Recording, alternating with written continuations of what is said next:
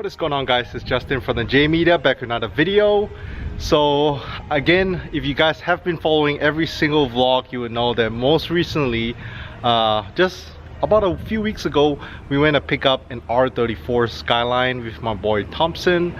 So again, big congrats to Thompson for picking up another dream build for many people.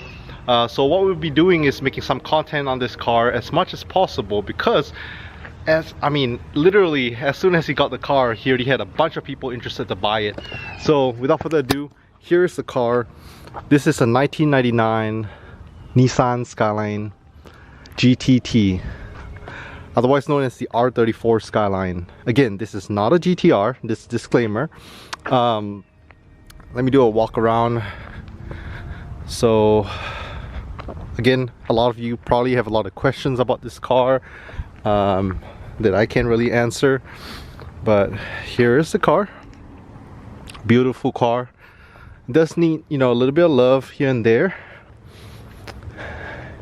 And if you guys didn't know, for the R34 generation, they made coupes and sedans. This over here is the coupe, which I think looks much better. And the R34 became super popular because of movies like Fast and Furious and stuff like that. But yeah, they came in the GT, the GTT, and the GTR. So the GT is a non-turbo. This is the GTT, which is supposed to be a turbo, and you guys will know why I say supposed to be later on.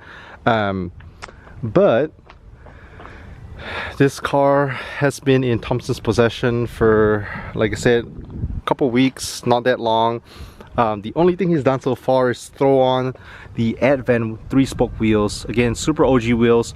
If you guys have been watching my videos, you know these wheels were on his S15 Spec R, but he threw it on because we needed some rollers. Alright, so excuse the noise if you guys hear this truck in the background, but I'm gonna continue talking about the car. So you guys saw a little walk around. So this car has some aftermarket parts done to it. Let's start from the front end of it. So the front end has an aftermarket front bumper, and if you guys are wondering, this is the Z-Tune style front bumper.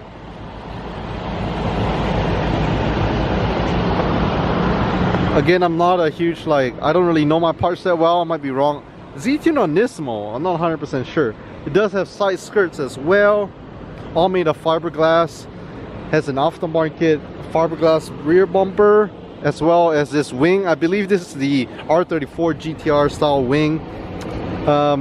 Tail lights are pretty cool. So these are, I believe, authentic Nismo LED tail lights.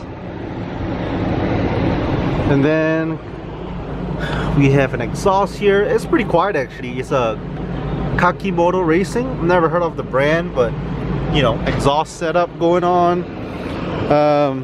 We already talked about the wheels, the 3-piece Advents. And then coming to the interior, so we have these stock seats. For the most part, everything seems pretty stock in here. Stock steering wheel, so I say it's Nissan here. It doesn't have the, obviously it's not a GTR, it doesn't have the GTR logos and stuff. In kilometers, because imported from Japan, right-hand drive. Everything's the right side. A more shift knob. We have a Panasonic double din display. So a couple stuff here. There's a few gadgets that I'm not really sure. I'm not sure what this is. I'm not sure what these are. So yeah, like I said, the Skyline is a really cool platform. The R34 especially, because of the whole Fast and Furious thing. A lot of people love it. I know a lot of you guys might have a bunch of questions on the build, like, hey, I thought this is not, legal, you can't get it here in the US, blah blah blah. Again, I'm not gonna answer those questions just because yeah, I'm gonna leave it at that. This car, like I said, it's just hard to see in the US. Personally, I have seen R34s around at car shows. I've seen R34 GTRs even at car shows. I know Dallas and Houston have a couple guys who do it. There's a couple of ways, to go about it. And this, again, if you guys want to look all this up, there's information online on the owner, he doesn't really want to go through this whole process. All I can say is this car was actually bought locally here in Texas. So someone else already imported it over to Texas and he got it off this guy. So yeah, that was I guess a simpler process. And then we still have a bunch of like, well, obviously Japanese stuff all over. I'm guessing that's a Japanese maybe a registration sticker. It's pretty cool. Let me pop the hood and show you guys. So if you guys know GTRs, the R32, R33 and R34 GTR has an RB26 engine inside, a 2.6 liter inline 6 engine. For the GTT, it comes with an RB25. So essentially it's a 2.5 liter, it's turbo. The GT, not the for one trim below this, it's an NA motor, but this car actually has the NA motor inside right now. It's an RB20. You guys might be wondering why. It's just the previous owner put this RB20 engine in. They will be getting an RB25 engine. So I don't know, Thompson might buy that off him and swap it in here because that's the original motor it's supposed to come with, or Thompson might just sell it as is. Again, I don't know. I'm just trying to make a bunch of content while I can with this car. Like I said, it breaks necks everywhere. Yes, it's not an R34 GTR, but literally driving it back after we picked up the car was maybe like an hour and a half drive from San Antonio back to Austin. And whether it's on the highway when we going out to eat, even from here going to a grocery store close by, you know, it's just breaking too many necks, good and bad. Again, a lot of people are like, oh shit, this is an R34. People either think it's the R34 GTR right away, or they're like, what is that? Why is this guy driving on the right hand side? So yeah, without further ado, let me go ahead and pop the hood and show you guys the motor. Okay, so the motor we have here, like I mentioned, this is the RB20. It is 6-cylinder engine as well. Currently in its state is NA, so nothing pretty. The RB25 Neo engine that it comes with is turbocharged, like I said, that hopefully will be coming in.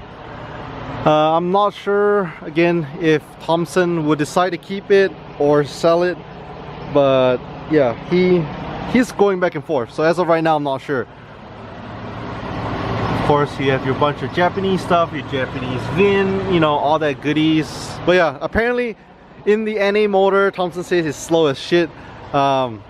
He's guessing makes about 160 to 180 horsepower, which is not much at all. Definitely nowhere close to the GTR power numbers. With the RB25, it'll make a little bit more. I'm guessing, like, again, I'm not 100% sure, I'm guessing around the 250 range. With a bunch of mods, bigger turbo, injectors, tune, all that stuff, you could easily bring it up in power. If you guys have been watching, we also have, well, currently we don't have it at the shop, but there's also an S15 with an RB25 engine swap at the shop. That car is making about 650 wheel horsepower. So yeah, RB25s can get up to pretty good power numbers with some mods. And one thing I noticed when I opened the hood, this is a fiberglass hood as well. It's a little bit weird, but there's a bunch of fiberglass goodies on this car. If you guys know fiberglass, yeah, they tend to crack and break easily, so it's kind of scary. Fiberglass hood, fiberglass front bumper, let's see, well, metal fenders, fiberglass side skirts, fiberglass rear bumper, and wing. As you can tell, like I say, it does need a little bit of love and some fixing up. We'll be talking to Thompson again to review this car. If he sells it, then he might let it go at this state. But if he decides to keep it, he might do some mods to it, color change possibly. So yeah, really exciting. And yes, he will be keeping these 3-piece Advent wheels, super rare OG wheels. And I'm sure you guys want to hear some sound clips. Again, this is not as glorious as the RB26. I have to say, the RB25 sounds pretty similar to the RB26. Also, with your key, you just get a regular Nissan key. Nothing crazy, obviously no GTR. If you want to get a GTR key or Nismo key, you could get it. There's a bunch of ways to, I guess, modify it to fit GTR stuff. But yeah, let's start her up. Oh, one more fun fact about JDM cars before I start it up. So with US DM cars, whenever you insert your key, with the manual, you do have to step on your clutch pedal before you can start it up. With JDM cars, you do not have to do that. All you have to do, put in the key, turn the ignition. You don't even have to step on the clutch pedal at all, which is pretty cool. So let me show you guys. Start it up. My legs are not on the clutch pedal.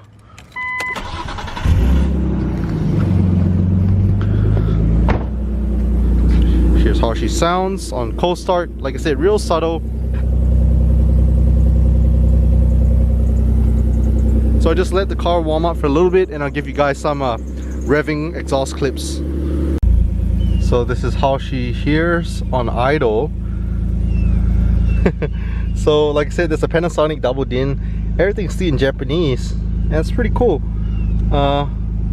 GPS looks lost. Looks like we're still in Japan somewhere, I guess. So yeah, I'm not gonna drive this thing, but I'm just gonna give a couple exhaust clips whenever the motor warms up. Clutch feels pretty spongy. Doesn't feel like an upgraded clutch at all. So yeah, pretty sweet. I'm gonna let it warm up a little bit more and then we'll get to some exhaust clips.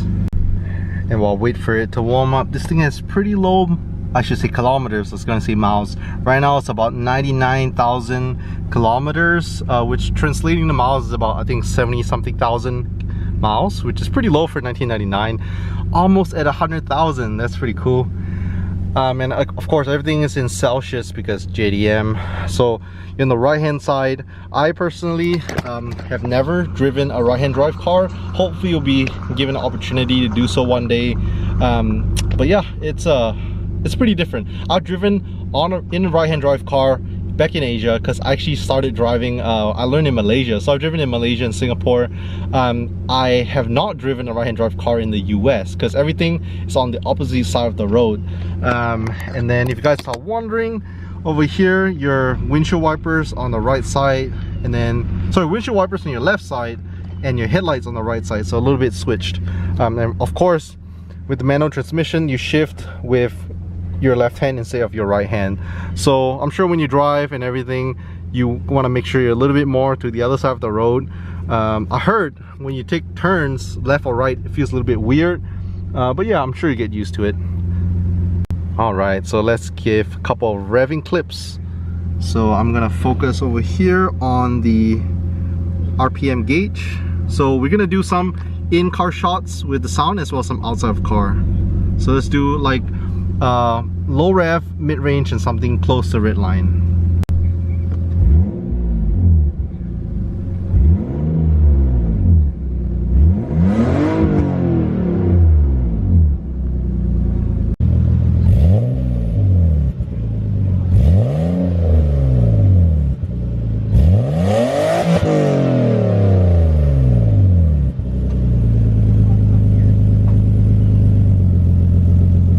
So there you have it, a couple of exhaust clips. Again, hopefully you guys like this little video of the R34 Skyline. Again, if this car is going to be staying, we'll be making as much content as I can on this car because I personally love the R34s. I'm sure a lot of you guys do as well.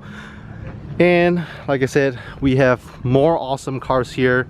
Again, if you guys haven't already checked out the S15 Spec R, we do have a separate feature on that we done a few months back. Stay tuned for the FDRX7 feature. We'll be doing that real soon. 180SX, pretty much a bare shell, so we're not gonna do that yet, but a bunch of cool content coming on the channel, so make sure to stay tuned. Again, if you guys are new to the channel, don't forget to hit that subscribe, hit that notification bell so you want to know when new videos are out. Again, I put out videos every Monday, Wednesday, Friday, and Sunday at 9 AM Central Time. Thank you so much for watching and catch you guys in the next video.